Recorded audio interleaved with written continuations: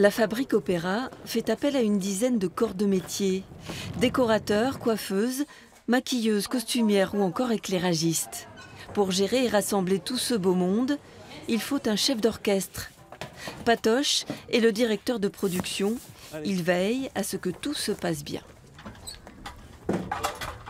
C'est faire les plannings, c'est faire que tout soit là au bon moment. Voilà, c'est l'homme à tout faire, que tout soit là au bon moment et qu'il ne manque rien. Mais c'est très varié. Voilà, ça va, je vous dis, des repas, à la livraison des costumes, voilà, tout ce qui peut être dans l'ombre d'un spectacle. Enfin, c'était notre dernier truc était là. Non, les balais, on les a enlevés parce qu'on a dit qu'on faisait. Aujourd'hui, à un jour de la Générale, avec Franck Jublot, le metteur en scène, et Clément Joubert, le chef d'orchestre, il prépare les effets pyrotechniques. Une nouveauté pour tout le monde. Non, le tir en salle dont parlait Fred, c'était pour les mettre un peu plus loin là-bas. On ne sait pas ce que ça va donner, donc c'est effectivement la découverte. Dans quelques instants, on va faire des premiers tests.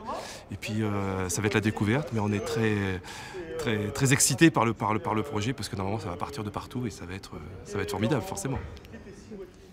Et de la pression, Patoche en a, surtout quand l'opéra allie professionnel et amateur. C'est d'ailleurs le principe de la Fabrique Opéra, et ça fonctionne. C'est un ensemble justement qui est très hétéroclite, de gens qui ne se seraient pas forcément croisés naturellement dans la vie de tous les jours.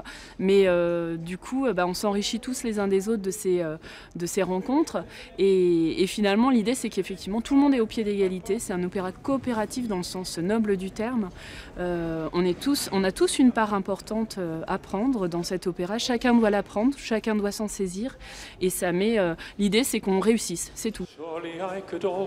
À quelques heures de la Générale, on procède au dernier réglage. Dans les coulisses, la tension est à son apogée. Et puis, le spectacle enfin. Le résultat de plus de 7 mois de travail, récompensé. The Lord above made liquor for temptation, to see if man could turn away from sin. The Lord above made liquor for temptation, but with a little bit of luck, with a little bit of luck.